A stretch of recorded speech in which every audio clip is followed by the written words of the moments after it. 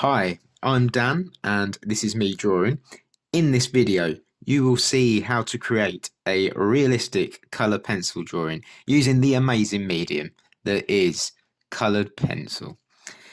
Please subscribe to my channel to see any future creations, which I will be sharing weekly, and click the bell for any alerts. What I'd love is for you to be part of this channel. Do ask any questions you want and make suggestions for what you think would be a great thing to draw in different objects. So let's get down to the picture itself. So here I've already laid down the initial pencil drawing, which is really obviously very simple, very sort of crude, simple drawing, an outline as it were, to sort of then colour in. So when I say colouring in, like that sounds really simple, right? Well, it's not as simple as it looks, but it's also not as difficult as you might think. I use lots of different shades of one particular colour. So here I'm drawing a hyper-realist or realist drawing of a sort of a spinning windmill, which you get at the seaside, potentially in your garden.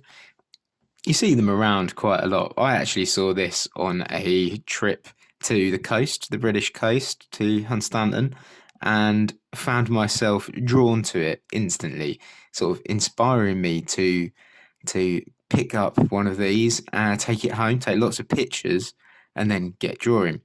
The particular one I picked up was a colourful version, so it was a foil, and it's that kind of foil iridescence, almost jewel-like beauty, in something that is sort of so simple. Really, it's a very normal object, quite a humble one, but it evokes so many memories and emotions of childhood, and it's a really positive, warm feeling when I see one.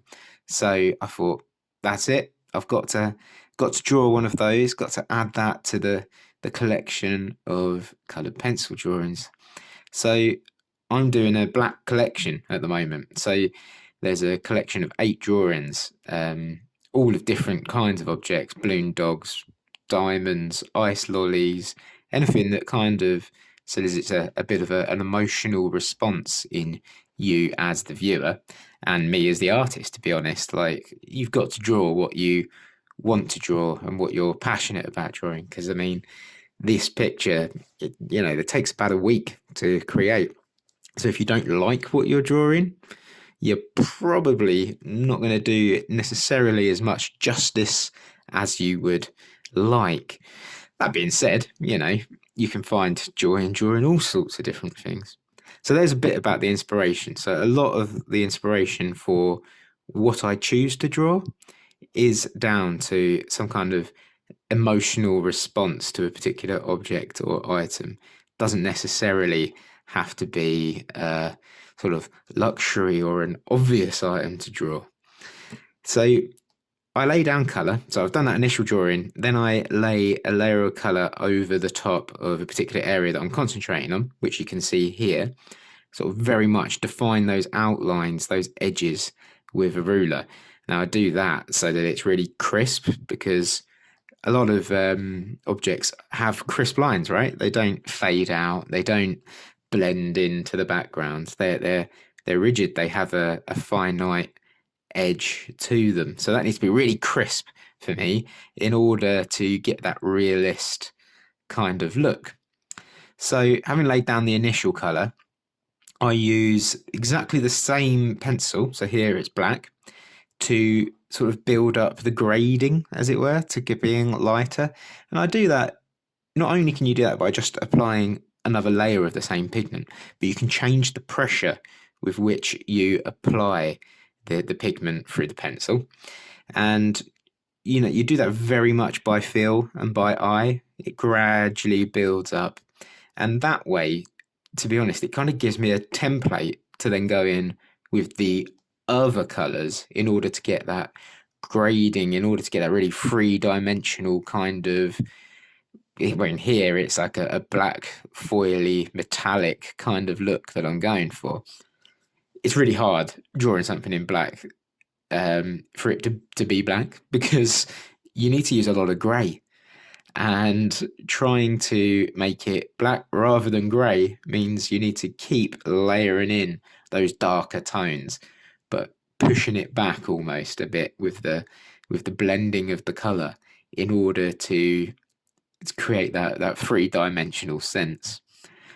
That being said, you've also got to be brave enough to go in with a bit of white, a bit of really light grey, in order to get those reflections, which hopefully you agree with me, are coming across here. So building up that layer and layers and layers eventually sort of obliterates what's called the toothing of the paper. So if you imagine, to us, the surface of the paper looks completely flat, right? Whereas in reality, which you can see when you lay down the first layer of pigment, which you'll see in a sec on a different part of this windmill, is, there we go. You can see as you lay it down, there's lots of little gaps in between. So that's the toothing of the paper. As you build up the layers, the toothing gets filled in. So there's lots of little gaps in that smooth surface. If you looked under a microscope at the paper, you'll see there's like different levels within it, and each level captures a bit more pigment each time you go over, and eventually it kind of obliterates the sort of stippled look that you get. You be brave, and sort of push the pigment in, really, applying gradually more pressure, more and more layers. There does come a point where you can't kind of lay any more pigment into it, because it can't, if you think of it as a net or something, that's ultimately it gets plugged up eventually, right? And you can't drag any more pigment into the paper. So it's that fine balance between pushing it far enough that you get a nice smooth flat surface, which you can sort of see here as I burnish in with different graded coloured pencil, and eventually you end up with that smoother surface.